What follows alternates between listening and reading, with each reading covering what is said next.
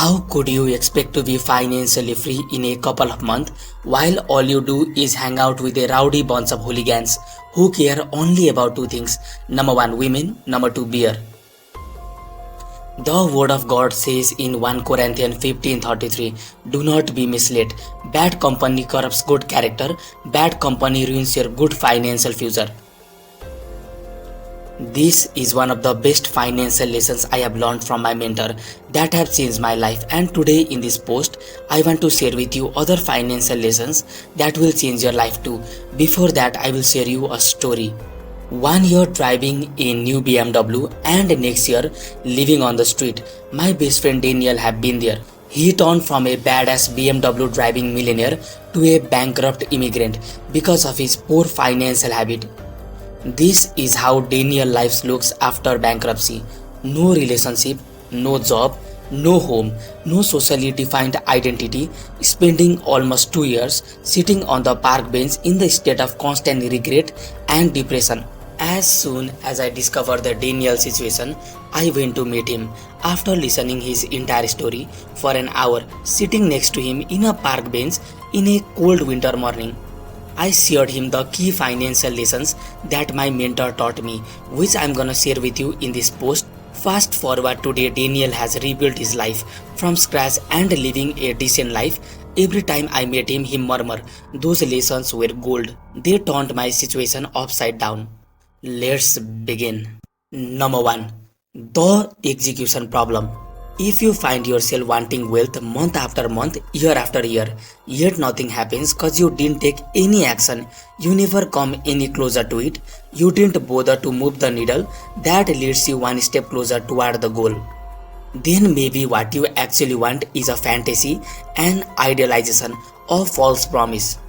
Maybe what you want is not what you want, you enjoy wanting. The thing I found recently is we consume so much content every day that it's getting hard to implement any of it. Advice everywhere, taking action nowhere. For example, most people know that to get in better shape, you need to eat less and exercise more. And yet 2 out of 3 adults in US are overweight.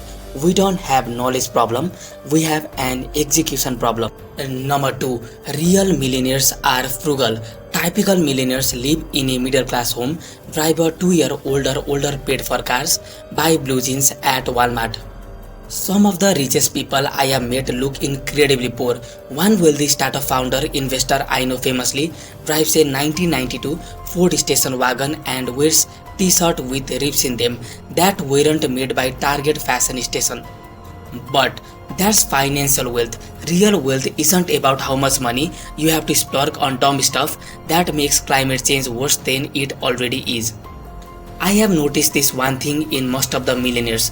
They don't drive their wealth. Instead, they buy a car such as Toyota, maintain it and drive it forever. Understanding psychology behind financial lessons and attitude. The main psychology that is making people spendthrift even though they don't want to be one is FOMO, the fear of missing out.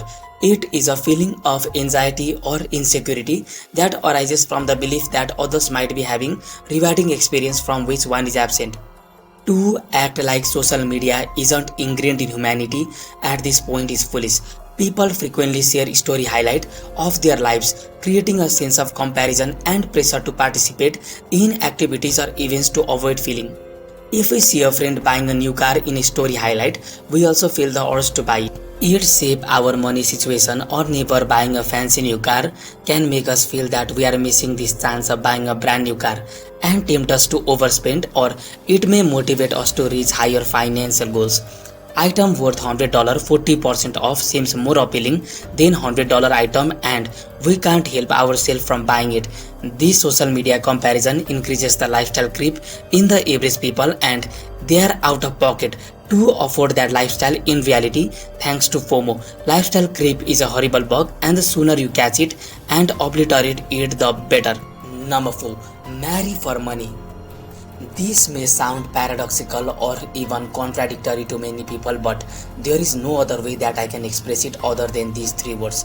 It is very difficult for a married couple to accumulate wealth if one is spendthrift. A household divided in its financial orientation is unlikely to accumulate significant wealth. Glenn first went out on a date with her. He had $60 and an old car. They fell in love and they are more in love today. Then they first married 24 years ago. But they both were understanding frugal. They had good financial and investing habit. Because of this, they were able to accumulate significant wealth.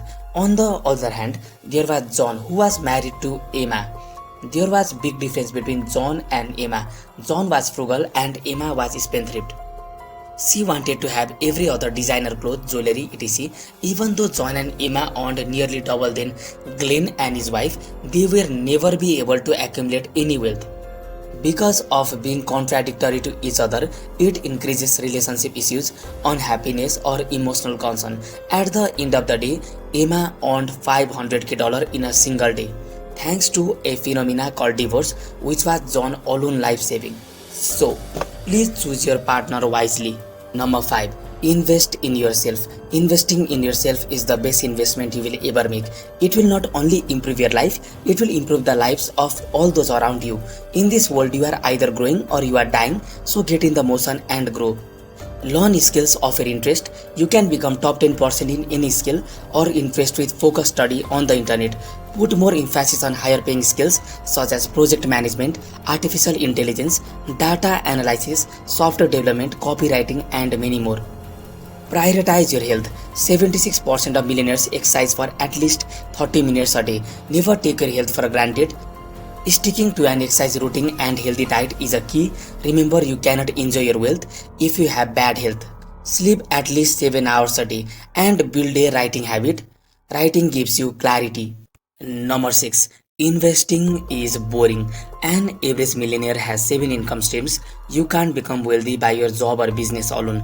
You need to create a system of passive income where you put $10K and get back $100K. But in order to create this system, you should know investing properly. But when I give this suggestion to people, they murmur, but the investing is boring. It is supposed to be boring, my friend. Investing should be more like watching paint dry or watching grass grow. If you want excitement, take $800 and go to Las Vegas. Number 7. Play the games of elites. When they want to keep you slave, they distract you with pleasure.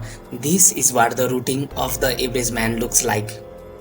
Wake up, hit snooze 4 times, feel overwhelmed, stare at your clock, roll out of bed, make coffee, stop 1 hour in traffic.